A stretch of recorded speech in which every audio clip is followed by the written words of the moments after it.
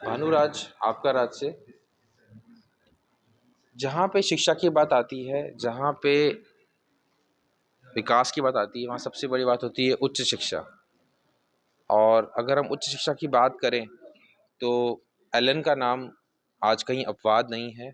और आज इसी संदर्भ में हमारे साथ doctor Harish Sharma, chief psychologist Allen career institute से हैं। हम इनसे बात करेंगे, जानना चाहेंगे आज की एजुकेशन के, आज की शिक्षा के परिप्रेक्ष्य में किस तरीके से हाँ, विद्यार्थियों को क्या आगे करना चाहिए। कई बार विद्यार्थी अपना चाहा हुआ अपना जो एक कोर्स है वो पूरा नहीं कर पाते, तो वहाँ पे कैसे क्या बढ़ता है। तो डॉक्टर साहब, बहुत बहुत स्वागत है आपका यहाँ पे।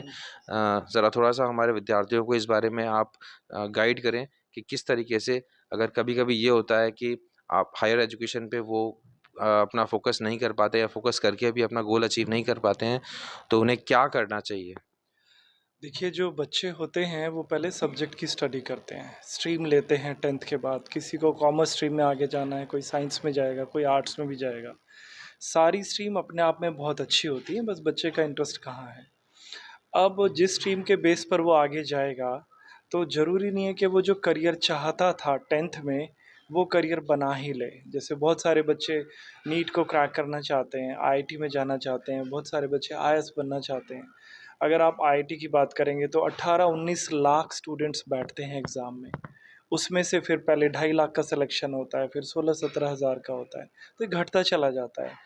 तो हमारे जो कॉलेज की सीट्स होती हैं वो उतनी नहीं होती जितने बच्चे कॉम्पिटिटिव एग्ज़ाम में बैठते हैं। तो ऐसा नहीं है कि बाकी के बच्चों का भविष्य अंधकार में हो जाएगा, उनके लिए कुछ करने को नहीं है।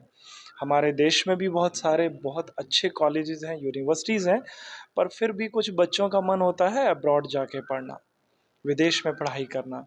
और ऐसे बच्चों को जब यहाँ भारत में बैठकर ही करियर के ऑप्शंस पता चलते हैं कि मैं भले ही चाहे गरीब हूँ पर बुद्धिमान हूँ, जीनियस हूँ, मेरे मार्क्स अच्छे आते हैं, तो मैं विदेश जा सकता हूँ।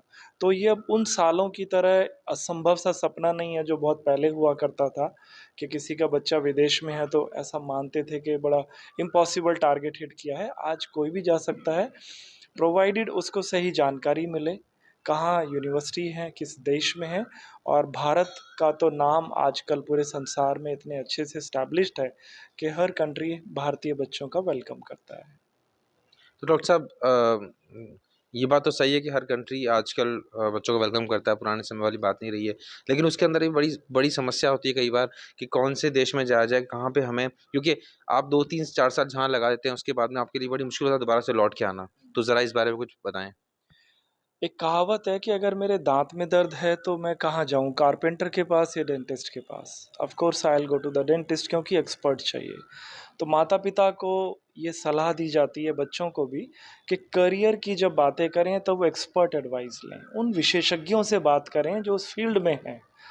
उन्हीं के दोस्त कैसे बताएंगे उस करियर को, तो एक्सपर्ट सबसे ज़्यादा अच्छी राय देते हैं।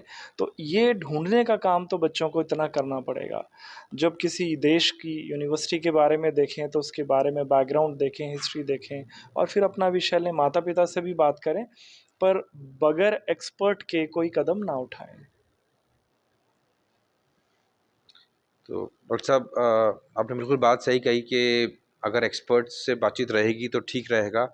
और यही सही रहता है कि किस तरीके से अगर हम जो अनुभवी लोग हैं उनसे बात करके अपना करियर बनाएं।